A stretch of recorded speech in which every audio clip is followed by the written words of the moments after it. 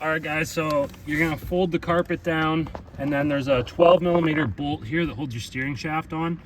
So I have the steering wheel centered, and I had to turn it a little bit to the right in order to access this bolt. I'm going to take it off. Now, it is a master spline shaft, so you don't have to worry about marking the intermediate steering shaft, which is the portion leading up to the column, and then also the steering rack. Like I say, those are master spline. But what I do recommend you do is put the seat belt through the steering wheel once you get this off. So what I'm gonna do now is just turn this back, okay? And you don't want to spin this around once it's off, otherwise you'll damage the clock spring, which houses the electrical components for your airbag and steering wheel controls and all that stuff. So I'm just gonna loop this through and hook the seat belt up, and then that way this thing can't spin around. So now we've got that bolt out, we can lift the car up, and now we can take the subframe down without that still being attached. So let's lift the car up and get underneath of it. Okay, so what we're gonna do is remove the subframe right now. We're gonna leave the engine and transmission in the body, right? So what I'm gonna do is take this axle nut off, and I'm going to separate the ball joint from the knuckle, the tie rod end from the knuckle, and the sway bar link from the strut. And then we're just gonna drop down the subframe and leave the knuckle and the strut and all that stuff attached to the body. So brakes are gonna stay, ABS is gonna stay, all that stuff's gonna stay. So loosen off those three things, get this axle out of here, we'll drop that subframe down. Just set that hardware on this hoister. Okay, so we've got the control arm unbolted from the ball joint. Those are two 17mm nuts, a 17mm bolt. I've undone the tie rod ends. They're a 17mm castle nut with a cotter pin that holds those in place. And we've taken off our sway bar links. You can do the top or the bottom, one or the other, whichever you want to do. This is easier to access, so 17mm nut on that. I cleaned the threads the best I could, so the nuts actually came off half decent. I'm just gonna hammer on this.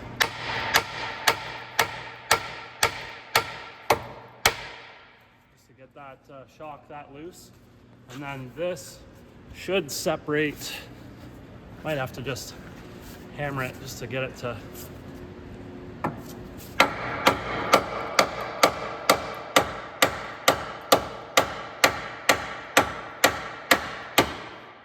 we go. So I can just yank that down and push that ball joint sort of out of the way. Now we did take off our axle nuts here. They're a 32mm nut, and they're staked in place. So there's just a couple spots where they get staked into these grooves. So just use like a punch or something and knock that stake back to avoid damaging any of the threads on the end of the axle. I used a wire wheel to clean all the rust off so that they come off nicer.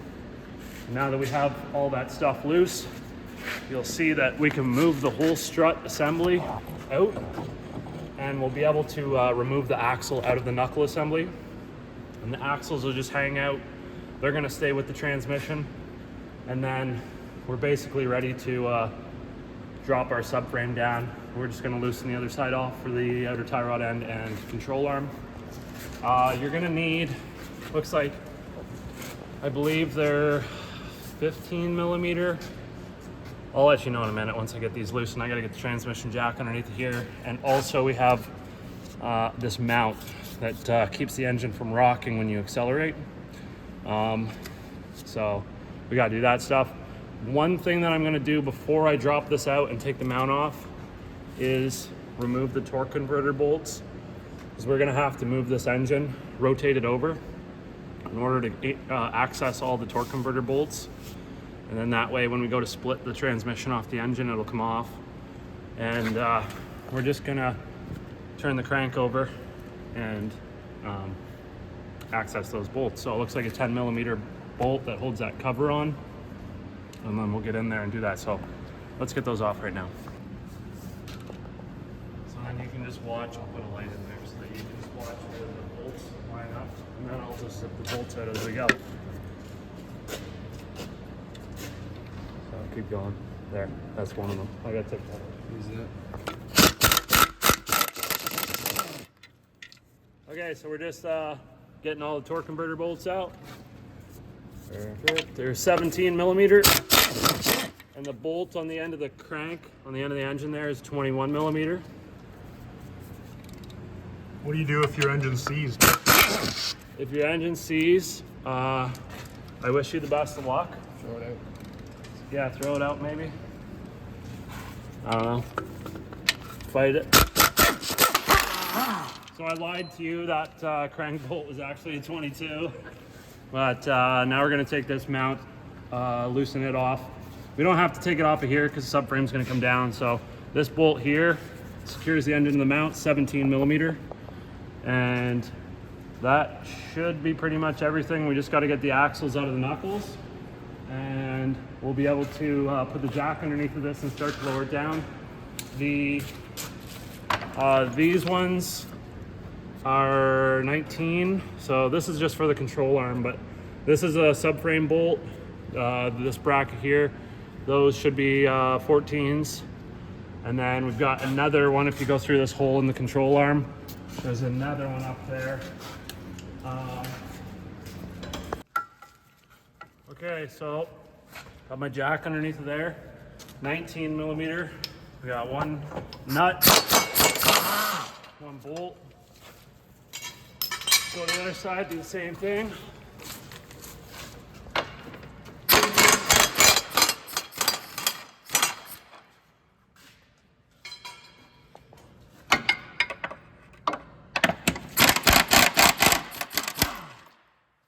Okay, now we're ready to drop this thing down. We just got to watch these control arms here, that the ball joint's clear.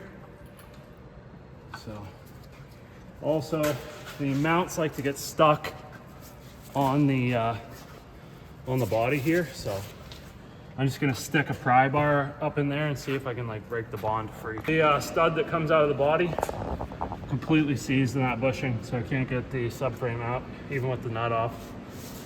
So I'm just gonna have to fight it. I could put some heat in it, but I'll melt the bushing out obviously, and I don't want to do that. So.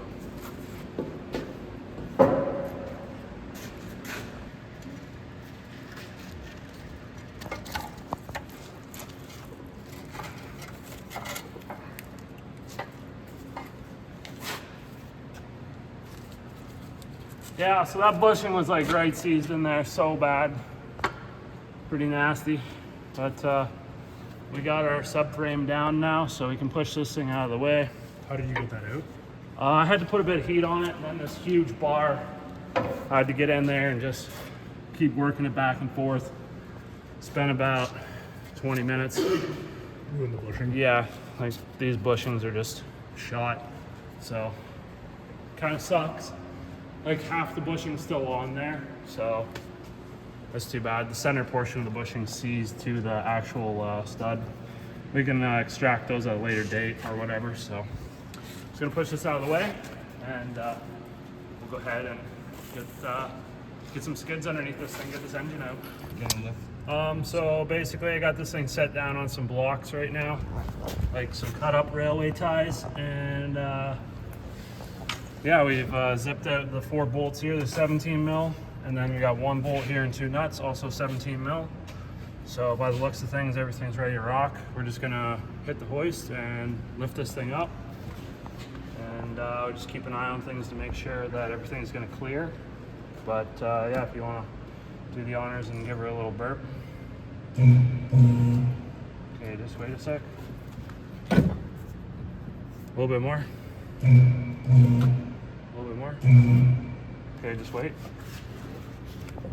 So the only fear that I have is that it'll want to like rock forwards or backwards, so I don't want it to like bust the fan or anything like that, but so far it looks like we're doing okay. Yeah, if you want to hit it. Yeah, keep going. A little bit more. Okay, so that's just sitting on its own weight there. Looks like we're doing pretty good. I'm just gonna take a look. Looks like everything's gonna clear in the back. I guess I gotta undo the drive shaft. I totally forgot about that, so I'm just gonna sneak underneath and undo the drive shaft. Oops.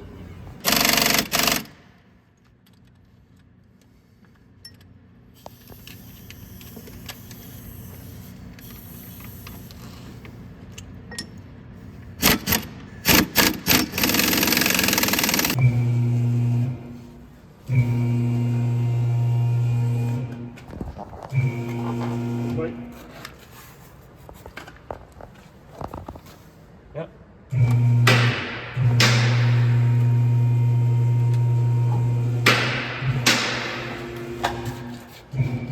Just wait. Down.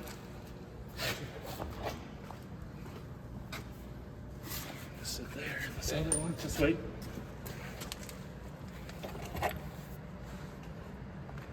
Yep, you're good to go. You can go all the way up.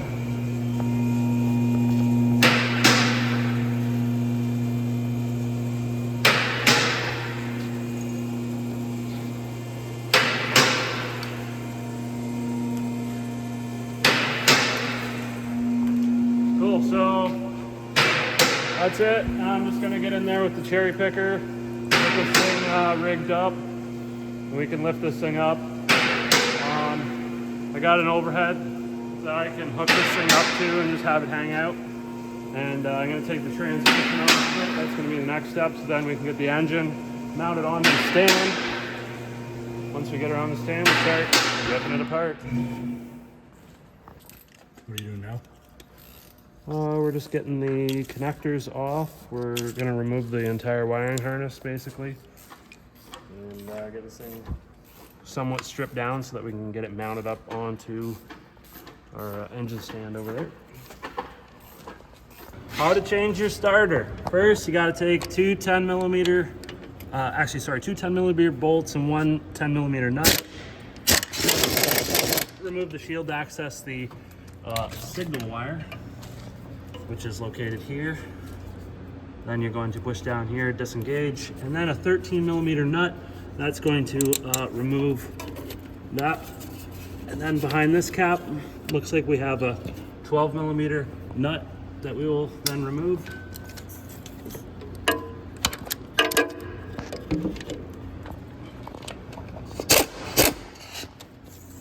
And once we get that off, we can then remove our positive cable.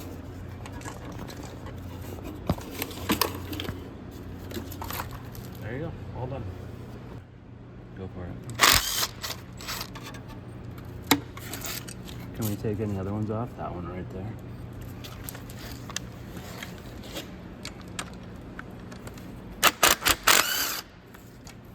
Cool. Now we can flop this up. Kinda. Sort of. Yeah, you're connected still, eh? Yeah. Want to undo it? What are we doing here?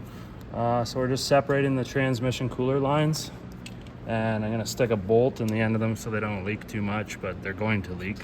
And then we're doing that so that we can move this whole assembly out of the way to access the bolt that's back here for the the starter motor, because they like to stick one bolt right behind those lines, and it just sucks because you can't get to it.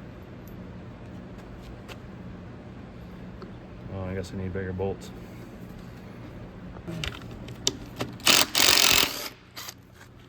Boom. Oh. Yep. We knew that was gonna happen. So we still got one. We got one hose connected here. Right. Where's the pliers? Right. You got 'em. Oh, perfect. There you go, Sonny.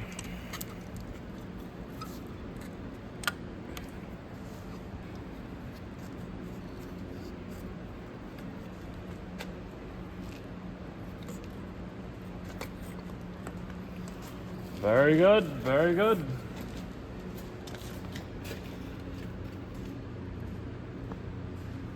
Comes off.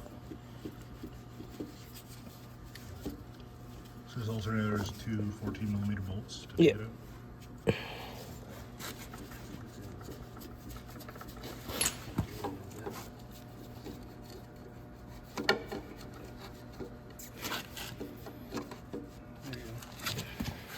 And then when we, if you ever have to go and reinstall them. All right, guys, so we're removing the two 14mm bolts to remove the starter now. And they're quite long. Could use air tools to take these out if you want. So yeah, it was kind of dumb that those two coolant lines are in the way. The top bolt, I'm sure you could still get in there and do it, but you're not gonna have much throw with your ratchet. And it's going to be real tough, so up to you whether you want to take those lines off or not. Just got to get this other one out and we can just pull the starter.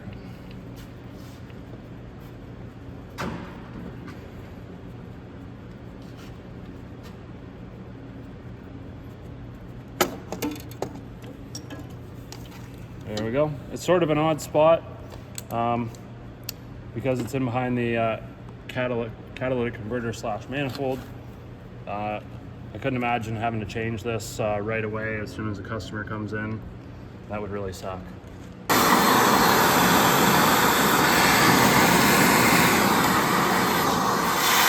All right, guys, so we've got the harness all off. Next thing I'm going to do after removing all the dirt and stuff, give it a quick vacuum. We got to get this intake manifold off. So we've just got two long 10mm bolts here, and then we've got 1, 2, 3, 4 bolts here, one nut here, one nut here, and then we've got our PCV hose that sits here. Remove that, and we've got two cooling lines. Those come off, and we should be able to remove this thing now, just like so. And I'll set this aside. Okay, so we're removing the coolant bridge now. It's just a bunch of 12mm nuts and bolts. There's 3 on this side and 3 on this side.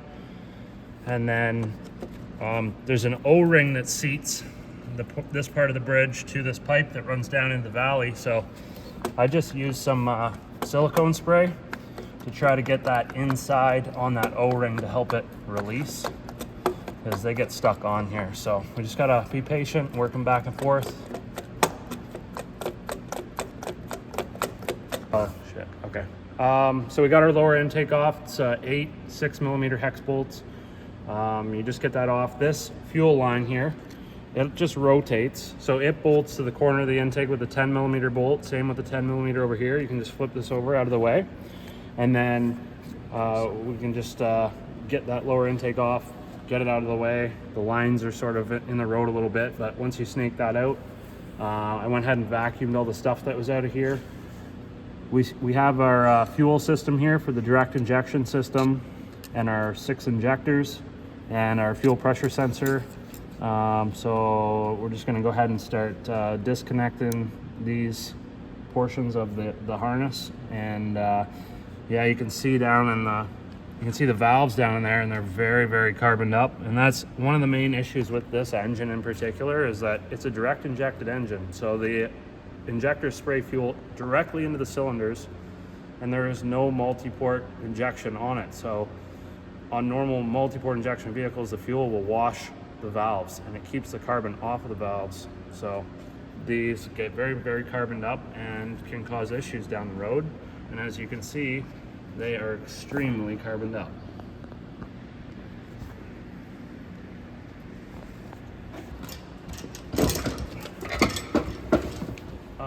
Just try to go up a little bit. Okay, so we're just splitting the transmission off of the engine. That's good.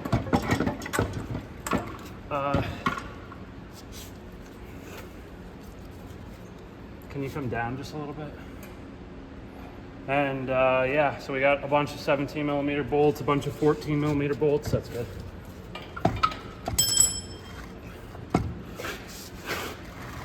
And so now we got this off. Torque converter here, transmission. Now in order to get this thing off, they do something really nice to you, and that is they put the transfer case portion of the transmission to run your rear drive shaft. It runs out the back of the engine here, right in front of a bunch of bolts. One bolt in particular that goes here. So you have to remove your transfer case. It's sitting on the bench over there, but you have to remove it before you can get the bolt out for the transmission. So this is off. Now we're just gonna jack this thing up. We're gonna stick the engine stand on it so we can mount it to the stand, roll it around, and then we're gonna start ripping it apart. We'll get the lower section of the oil pan off. We'll start assessing the damage and just see really how bad it is and if we can actually fix it or not, or if this thing's just gonna get parted out. So this pretty much concludes part 2, I guess. So we will be doing part 3 tomorrow. Thanks for watching. I hope you're enjoying the content. If you have any questions, throw them down in the comments below. I'm more than glad to answer any of your questions. And yeah, come back and watch part 3.